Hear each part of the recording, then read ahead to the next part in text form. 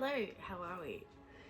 This week's video is going to be all about diabetes, type 1 diabetes, and how I manage it, some tips and tricks of, oh, that didn't make sense, some tips and tricks of diabetes and traveling, and how I kind of manage that.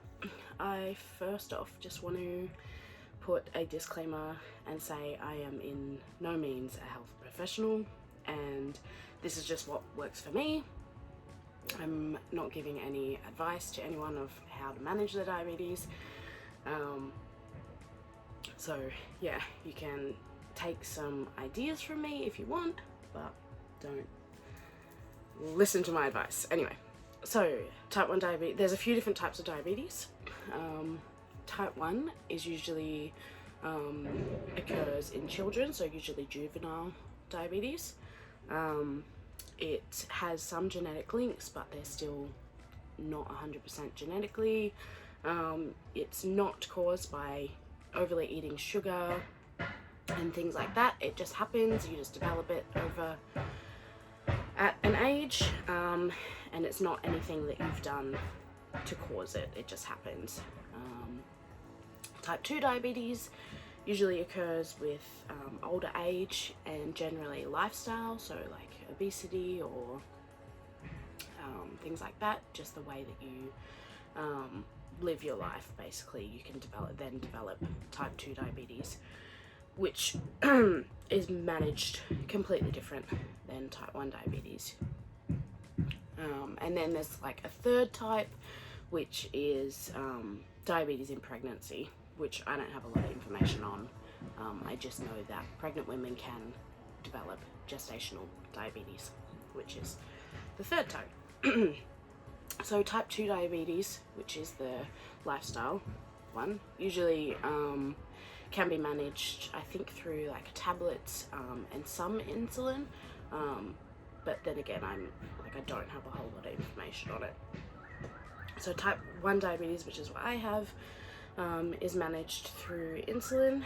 Basically what happens is you have an organ in your body, which is the pancreas. It stops developing insulin, and insulin you need in your body. So when you eat, so say I eat an apple, that apple has sugar in it, and you need to basically manage that sugar in your body, and the insulin helps manage that. So without the pancreas producing insulin, the sugar just builds up and builds up and builds up, and then over time the insulin can't fight it, so then the liver, I think, or the kidneys, one of them, produces ketones to try and fight the sugar, but it doesn't fight it, it just builds up again. So you'll hear me talk about ketones a little bit later on. Sugar levels in a person without diabetes, they usually sit around 6, and someone that has diabetes that basically is undiagnosed usually sits around the 20s, like quite high. So a normal level that you kind of want to sit between is between about 4 and 10. That's usually a good range. If you're high, which is hyperglycemic, it means it's above sort of getting to that 15-20 mark, that's hyperglycemic. And if you're hypoglycemic, that means you're low, it's below 4. Myself, when I start to get towards that sort of 5-4 mark, I start to have symptoms of a low. Some symptoms of having a hypo, like I start to get hot and sweaty, I start to shake, I get disorientated, like I don't know what's going on. I can become quite like, what's the word? Like I'll just stop and I'll stare, and if someone will ask me a question, like I'll just like, I don't know what's going on. That's what happens when I have like a hypo. Yeah, there's so many things to explain. What else? So when I have a high, so a hypoglycemic, again, quite moody, irritated. I usually get headaches. And the way that you manage, so to manage a high sugar level, so up in like the 15-20s, usually treat it with insulin. So I will test my sugar levels, and the way I test my sugar levels is with this little contraption, a blood glucose monitor. So this is the monitor itself, and then this is the finger pricker. So this, and then I have these, which are called strips. Well, I call them strips. So you take one of these little thingies and pop it in the end of the sugar levels. It comes up like this, and then it's saying to apply blood. So I'll test. Basically, you want to test on your fingers. Usually the sides is the best. That's where I get it. I tend to only use these ones. You've got to try and rotate because you don't want to build up calluses. But draw some blood and put it on this strip, and then I usually just lick it off. So inside here is a little needle, and then pushing this button in makes it go off, and it comes out that little hole. And that's how I do blood. So I've just tested, and I'm 4.5, which is good. It's on that little bit of a lower side for me, like feeling wise, but that's good. So that result then gets sent to my insulin pump, which I'll grab out. I have it in my dress at the moment. So this is an insulin pump. This is how I manage my diabetes.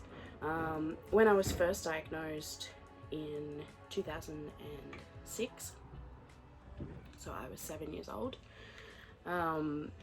I was just on 2 needles a day, so I'd have one in the morning and one at night, and that would manage my diabetes.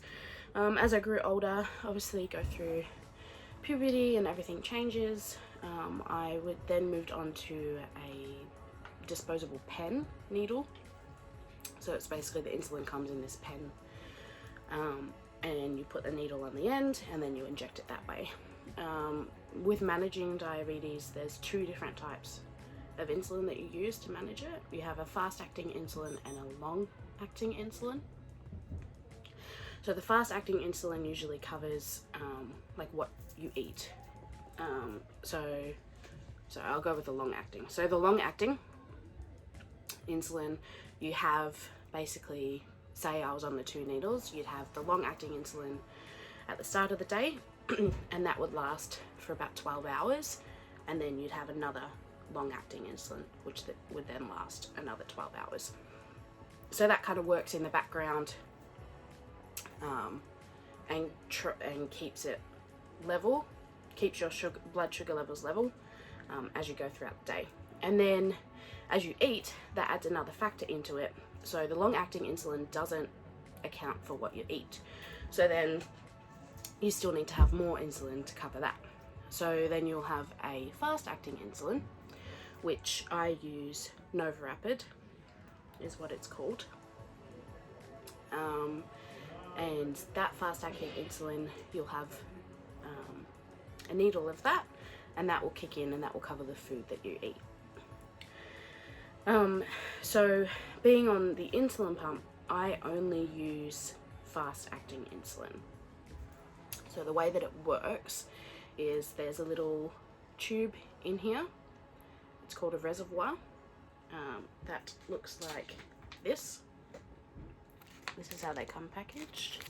And so what happens is I take the insulin. If you just give me a second, I'll grab some. I forgot to get it out. Okay, insulin. So this is long-acting insulin. They come in these little pen shapes. I only carry this for emergencies, for if I'm high and have ketones. So I don't really use it, I just carry it with me. This is Nova Rapid. This is what I use. I'll show you what it looks like. So they come, so there's 5 in each box. So what happens is I will put the insulin, I will draw it out into one of these, into the reservoir, and then the reservoir gets put into my insulin pump. And so the way I manage it is I have a basal and a bolus. So the basal rate runs at a 24-hour rate in the background. So that is basically my long acting, but it's a fast acting insulin. So instead of having an injection, it runs through this tube that's connected to my stomach. I'll show you. A little cannula there. And then the basal rate is what runs in the background. So the bolus is I bolus for every time I eat food. Sorry, I know there's a lot of technical words, but I'm trying to explain it the best I can. So bolus is every time I eat something, I'll have it. So the way that gets calculated is a whole other spectrum. So in the pump, if I go, you have there's like a heap of settings that you can put into it that will help manage it. So what I put in is I have my target glucose range is 6. So basically everything that I dose, every insulin that I give to myself is with the idea that I'm trying to get back to that target of 6. So when I eat food, all food has carbohydrates, or most food have carbohydrates, so like potatoes, milk, pasta, rice, like all of those things are carbohydrates. So every time I have a plate of food in front of me, so say I have a steak, I've got some broccoli, carrots, and I've got about a fist size of mashed potato on my plate. I then have to look and I have to calculate, okay, which are the carbohydrates and what's not a carbohydrate. So meat, protein's not a carbohydrate, and neither are broccoli and carrots. They don't have any carbohydrates in them. But the potatoes, it's a carbohydrate. So about a fistful, I have to calculate how many carbs is in that. So over the past sort of 14 years, you kind of get used to, okay, that looks about that size, and you can calculate it that way. Otherwise, so I have this milk as an example, because I just drank this. You look on the package, I don't know if you can see, but there it says carbohydrate on here. So per serving, one package per serving, the carbohydrate is 25.8 grams. So that's 25 grams of carbohydrates in that. So I would look at the potato and I go, okay, so it's about that big. So I know one sort of smaller size potato is about 15 to 20 grams. So I'd say there's maybe about 2 or so potatoes in that mashed potato, and then plus the milk. So I'd say this fistful is about anywhere between 30 and 45 grams of carbohydrates. So I kind of guesstimate that. What will happen is I'll test my sugar levels. So say I got a reading of 4.5. I'll then click into Bolus, which is this one. So I'll press the middle button. And it has a security measure that if you press the wrong button that it's telling you to press, it won't go into it. So you can't accidentally give yourself insulin. Click into there and it takes me to this, what's called a Bolus Wizard. So right now my level is 4.5. I have active insulin in my body, so 0.8. That's from when I had breakfast earlier. So go back in there. I click on Bolus Wizard, and what will happen is it says 4.5. How many carbs do I want to put in? And I put that up to how many I want. So say I want 35. And then it will tell me how much it's going to bolus. It's going to give me 3.8 units of insulin. So that's all calculated through the settings that I have in the pump. So after that, I just press next, and then it would deliver me the bolus. But because I'm not eating mashed potato right now, I don't need to do that. So there's all different settings in there to do with how much insulin I have per gram of carbohydrate, and all different factors like that that go into calculating how much insulin it'll give me. So basically the pump does that calculation work for me. I just have to figure out the carbohydrates. Whereas if I was having needles, I would then have to figure that out myself. So how many units of insulin per 15 grams of, like, per grams of carbs. So I think it used to be like 1 unit of insulin per 15 grams of carbs I think I used to be on, but I can have a look in here, I think. So I go into my settings, I go into insulin settings. I'll go into my bolus setup, so my carb ratio. So I'm on 1 unit for every 8 grams of carbs currently. I do need to change some of my settings as I've just gone back to work. So I am finding that I'm on a bit of a lower side because I'm, you know, moving around. I'm using my energy, using that sugar that I have in my body, so it drops. But yeah, okay. What else can I talk about? This here is like an emergency. It's called a glucogen. Basically, if I have a severe hypo, if I'm very, very low, like to the point where I'm passed out, this is basically like a needle of sugar in layman terms. Basically they'll draw it up and give it to me, and that will help relieve the hypo. If someone is passed out and you're not sure if they're diabetic or not, the first thing to do is to look for some sort of medical ID. So I wear a medical bracelet. That's what this bracelet is here that I wear daily. I'll take it off so you can see. And it just looks like this. It's got the medical alert symbol on it, and on the back it just says type 1 diabetes on insulin, and there's a phone number at the top and there's a number down the bottom. So basically, if you were to ring that phone number, they'd ask you what the number is on the bottom, and that basically would ID me. So I wear this all the time. So if someone's passed out on the ground, the first thing you want to do is like look for a medical bracelet. Usually people will wear them on their wrists. I've seen them as necklaces, and a fair few people have them as like tattooed. So people have them tattooed here or on top. So that's something to look for, especially like if you're not 100% sure if what's wrong with the person. So that's what that bracelet is that I wear all the time.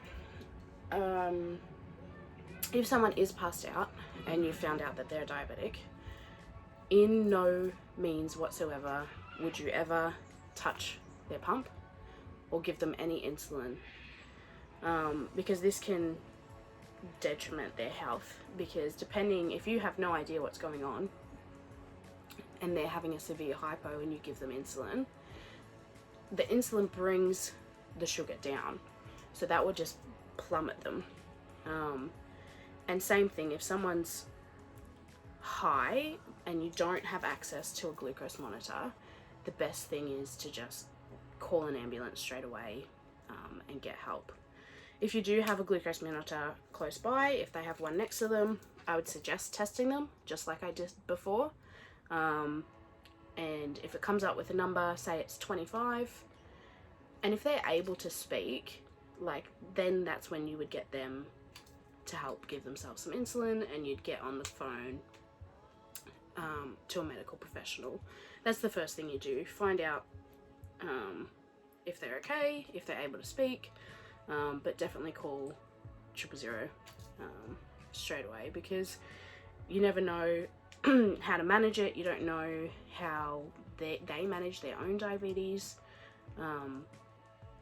So that's the best thing to do, well, in my advice anyways. But like I said before, I'm not a health professional. Okay, next I will talk about this cord, basically. So like I said before, there's a reservoir in here full of insulin. That then gets attached to this, which is what I call a site. Some people call it a set. So that's the reservoir which the insulin goes into. The reservoir then gets connected to this. So this is packaged up. I'm not going to open it because I don't want to waste it. I do have some footage of me doing a site change, so I'll pop that in. But basically it gets connected to this tube. I then, in my pump, tell it that I'm changing it. So I go, okay, I'm going to change my site and reservoir. It will rewind it. It will rewind the tube down here so I can put a new one in. It'll then go back up. Then what I have to do is I have to fill the line so there's no air in it, because you don't want to inject air into your body. So I'll fill the line with insulin, and then it's ready, it's prepped and ready, and can be injected into my stomach. So in here is a needle that has the cannula in it. So I'll choose a spot, usually on my stomach. That's the best place for me. You can do your arms, like top of like thigh, like back area, and the front of thigh. Depending on the spot, it's how well the insulin goes into your body. That's why the stomach is usually the best area. It's the best sort of skin, flesh area for it to go into. And it's also, you know, sometimes I wear it on my arm and I get it knocked on things, I get it caught on things. It's just the most practical area for me is my stomach, as well as like what clothes I wear and things like that. So I will then take a alcohol swab and sanitize the area, clean it, make sure it's nice and clean. And then this has a little mechanism that I pull back to load it, and then I'll put it over my stomach and I'll press the two buttons and it will click in, and then I hold it there for a moment, and then I pull the contraption out, which pulls the needle out but leaves the cannula in my stomach. And then it's all connected, and then I just press one more button to fill the cannula with insulin, so then I'm still not injecting air, and then I'm good to go. And that's what I call a site change. I think that's mostly everything I can explain, sort of diabetes wise. To dispose of my needles, I have a sharps container. It's huge, because the whole contraption kind of needs to go in there. Need lots of space. So traveling wise, what I do and what I found best for me, and I did this when I traveled in America as well, is I stock up on all my supplies. For me, it's just the most comfortable way to do it. And then I have peace of mind that I know that I have heaps of supplies with me, and if anything happens, it's all there ready to go. So for this trip, basically over a few weeks, I just went to the shop and bought them. So I do pay for it all. My insulin does get subsidized. I think it does have the price on here somewhere. Not on that one, but it's about $50 for the insulin, which lasts me a couple of months. But I think it's subsidized like down from like $400. I don't know. I don't know the exact prices. And then all my supplies, usually if I go to buy a supply, I get 2 boxes of everything, 2 boxes of sites, 2 boxes of reservoirs, and a couple boxes of strips as well. and that's usually about $80 to $100 every time, and that probably lasts me about a month and a half, probably 2 months, and then I do that every time. So how I keep it all is I just bought these like Tupperware containers. So in this one is all of my sites. They just kept in there, and then this one's got like a heap of bits and bobs in it. So this one's got all of my, one's to open, all of my reservoirs. I've got strips, I've got a spare glucose monitor, alcohol swabs, I have some spare needles. So these needles are for that that green pen that I showed you before. That's the long-acting insulin if I ever need to use it. I also have batteries because my pump runs on a AA battery. I always joke all the time. I was like, my life runs on a AA battery, which can be quite hard sometimes. I have recently had an incident where my battery failed and I ended up in hospital, which I'll tell you about in a moment. These as well, Lancets, that's new needles for this as well. So that's all of that.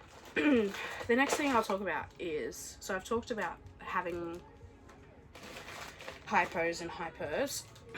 So I'll talk about basically the severity of them.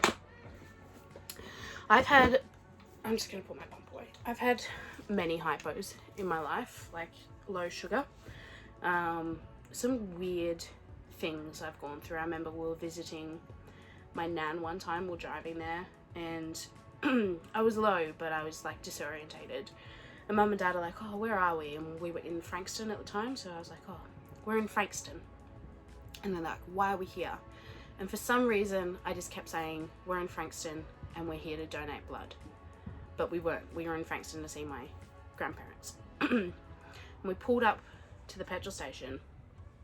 And you know when you watch like a cartoon like The Simpsons or something and they're drunk and they see all these like flashing lights and signs and things like that. That's what was going through my brain, and it was like, donate blood in Frankston, donate blood in Frankston. And I have no idea why. I was like hallucinating that.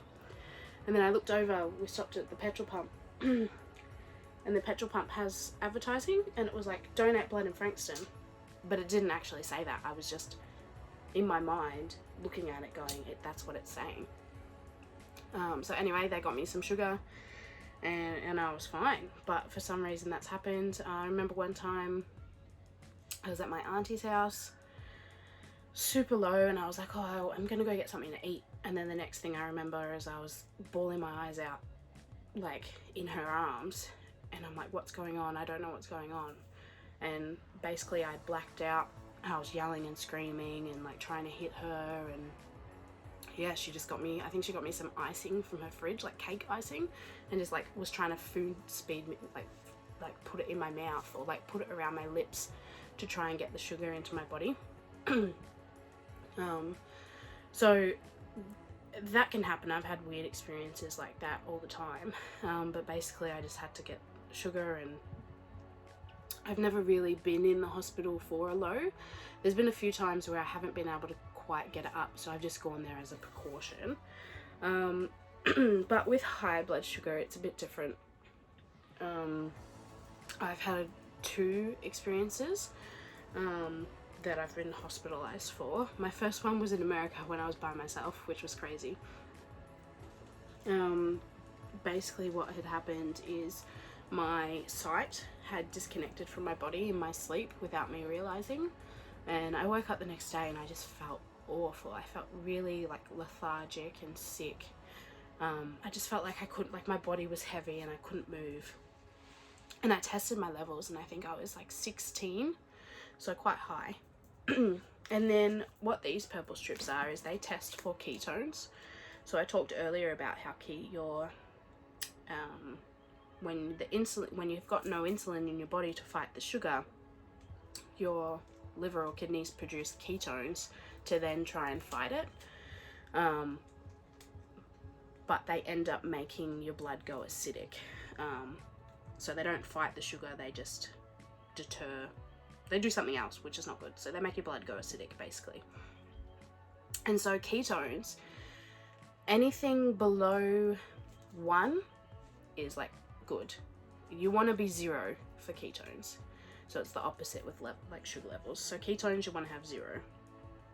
So I tested, I was 16, my blood glucose levels were 16, and I was 6.4 ketones, which was like, that's high. Like, that's super, super high. And I like freaked out a little bit. And I was meant to leave the hostel that I was staying in. And I was like, what am I going to do? So I called my mum, and it was 1 o'clock in the morning in Australia. And she's like, what would you do if you were at home? And I was like, I'd go to the hospital. So basically I packed up all my stuff whilst I was like lethargic, couldn't do anything. And mind you, whilst I was there, I tested again, and my levels had come down. My sugar levels had come down, but my ketones had stayed the same. And so I'd given myself some insulin, but I'm still not 100% in managing giving long-acting insulin when I'm that high. I just don't have the confidence in doing that. So basically I went to the front desk. I was like, can I leave all my belongings here? Left all of my suitcases. I got an Uber to an emergency room, and they took me in straight away. And they said basically that I had mild DKA. So DKA stands for diabetes ketoacidosis. Basically your blood's starting to go acidic, which is not a good thing. And so I was in hospital for like 24 hours, and they managed it, gave me some insulin, put me on fluids, and eventually come down. But it's quite scary, especially when I was by myself. The other time it happened was I was at work, and my battery had failed without me knowing, and basically the same thing. I went home, I was not great, got my mum come downstairs, and then we went to the hospital. They originally thought it was mild, but it was actually more severe, and I was in hospital again, like for 24 hours again. But yeah, diabetes can be quite serious, but you know, it's been like a long time. Obviously 14 years I've had it for, so I've managed it as best I can. Oh, I'm getting emotional. It takes a toll sometimes, you know, in a social environment. Like all of my friends have always been great about it, and I've always been so open, like I am now. I love sharing information because it shares awareness for it. And like, you know, sometimes myself, like I just don't want to like bring out all my stuff and then do my needle and do that and at a dinner table. Like, it's frustrating sometimes, but everyone's understanding. But it's just like my own mentality thing. Like high school was hard. I had a lot of pressure on myself, I think, with it, managing it and not managing it properly, and just not wanting it. So I would rebel against it and then get sick, which is not a good thing to do. So obviously now I'm older, it's like I understand the severity of it. Like, it's my life, I have to take care of myself. But you know, it takes a toll every now and then, but you just gotta manage it and see the positivity and everything else. I try to be a very positive person in general life, let alone diabetes. I will just touch on one more thing before I finish. I know this is a long video. One more thing I'll touch on is diabetes and alcohol, which again, I've been hospitalized twice, due to me kind of trying to figure out how diabetes and alcohol works. I would suggest getting as much information and help that you can before diabetes and alcohol. Like it, so basically alcohol in a normal person naturally lowers your blood sugar. Like, so when you're drunk, That's why a lot of people confuse me being low with me being drunk, because they have quite similar effects. So that's how you feel when you're drunk. Like, you know, you feel airy fairy, like, you know, good, like giggly, like all that. Like, that's how I am when I'm low. So alcohol naturally lowers your blood sugar. So when I drink alcohol, I need to make sure that I eat. So I need to make sure I'm having some sort of carbohydrate or sugar with that alcohol. So what I do is I have like a vodka lemonade. The lemonade will make me go super high, super through the roof. But what will happen is over time, like over like a 24-hour period, the sugar will wear off quicker than the alcohol does. So if I don't eat whilst I'm drinking, when I wake up in the morning, I'll be super low because the alcohol will still bring my levels down. And then there's on the other spectrum of that is if I have too much sugary drinks, I can go through the roof super quickly and end up in hospital like I did. So there was a couple of times where I was still sort of like, you know, fresh, 17, 18, still learning, like just drinking alcohol, like going out, getting drunk. I had a few too many Jello shots, and obviously the sugar went straight through me, and I passed out and ended up in an ambulance, and it was really severe. Like I put my parents through a lot during that stage.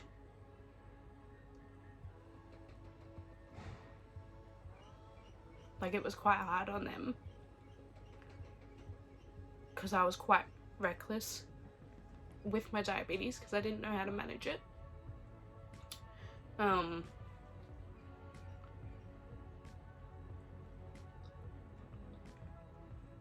But through those experiences, I've gained some really, really good doctors that have helped me and given me the knowledge and the support to be able to manage my diabetes and drinking and just life in general. Moving to Darwin for my diabetes has been like phenomenal. The team at Royal Darwin Hospital is amazing. Like, the endocrinologist that I have and the diabetes educators, they get me and they get what I need, and they've been phenomenal. Sorry, I didn't mean to get all emotional and all that, but this is just what it is. This is true raw diabetes. Managing it. I think that's about all the knowledge that I can give you. I know it's a lot, it's a long video, but I wanted to share it. And there's so much more in-depth stuff that I could go into. So like when I'm driving, like I always test before I drive. I carry a hypo kit next to my car. I have juice next to my bed if I'm low when I wake up. I've got sugar in my purse.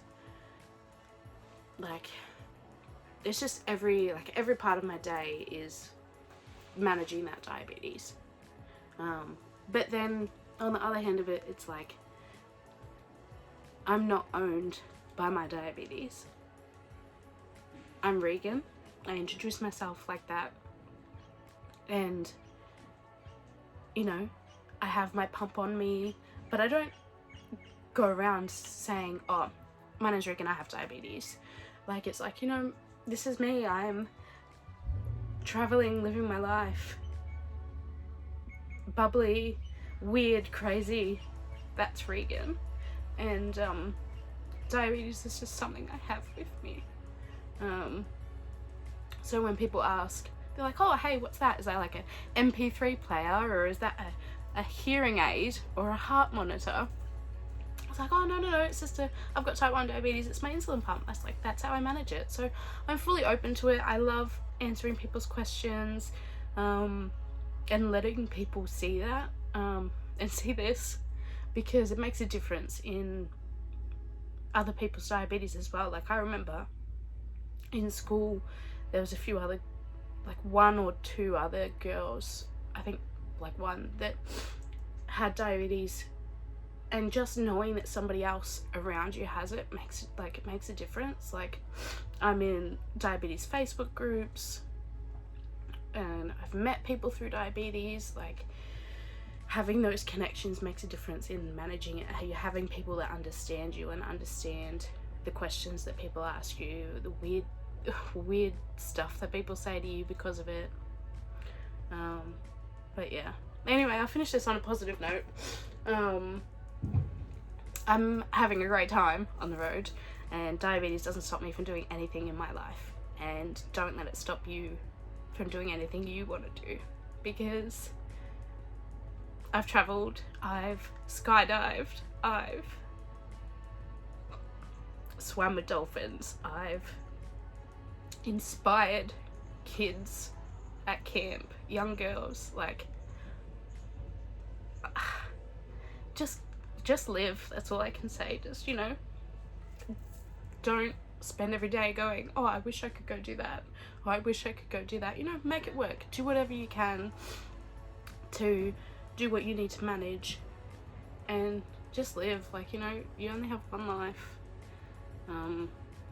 Take every opportunity as it comes.